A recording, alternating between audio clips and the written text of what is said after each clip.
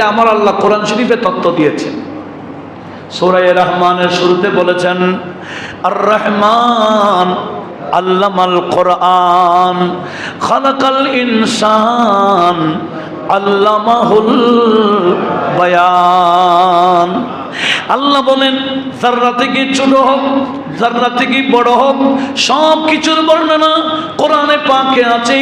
এই কোরআনের সম্পূর্ণ বর্ণনা, কোরআনের তাফসীর সহ আমি আমার বন্ধু নবীকে শিক্ষা দিয়েছি। এবার কেউ যদি বলে নবী এটা জানে না, ওটা জানে না, তাহলে এই বলাটা কোরআন অনুযায়ী হচ্ছে? আল্লাহ বলে কোরআনের বয়ান সহ নবীকে শিখাইলাম। কোরআনে কি আছে? বলে যাররা যাররা থেকে ছোট হোক বড় হোক সব আছে। আসমানের বিষয়, জমিনের বিষয়, কোনো বিষয় গোপন নাই কোরআনে।